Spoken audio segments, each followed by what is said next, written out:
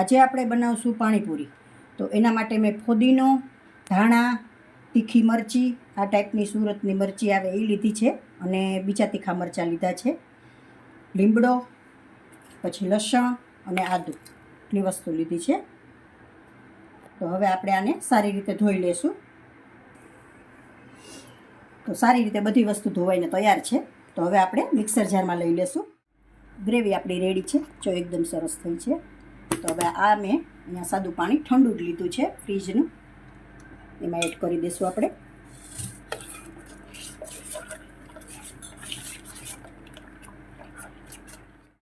હવે થોડો આપણે આમાં સંચર પાવડર એડ કરી દઈશું,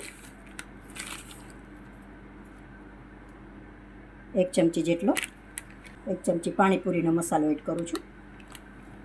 સારી રીતે મિક્સ કરી લઈશું. થોડા ધાણા એડ કરી દઈશું. તો પાણીપુરીનું પાણી આપણું તૈયાર છે. હવે આપણે ચણા બટેટા બાફવા મૂકી દઈશું. મૂકી દઈશું. તો ચણા મેં સવારે પલાળી દીધા હતા અને બટેટાને સારી રીતે ધોઈ લીધા છે. તો આનું પાણી આપણે કાઢી નાખશું ધોઈને. કુકરમાં આપણે પાણી મૂકી દીધું છે. હવે આ ચણા એડ કરી દઈશું એમાં. બટેટા પણ એડ કરી દઈશું.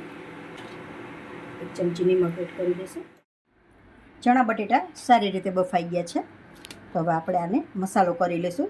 પહેલાં થોડા ક્રશ કરી લઈશું. મસાલો આપણો તૈયાર છે. તો હવે આપણે પૂરી ભરી લઈશું.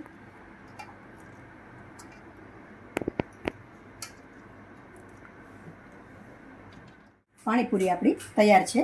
તો હવે સુરતનું ફેમસ એવું ચૂરું બનાવશું આપણે. આ માટે આપણે આ રીતે આમ ભૂકો કરીને પૂરી લેશું બધી. એમાં ચણા અને બટેટા બંને એડ કરી દઈશું.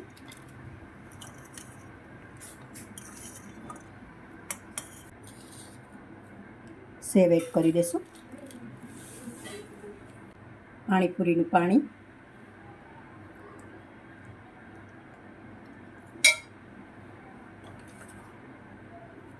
સારી રીતે મિક્સ કરી લેશું.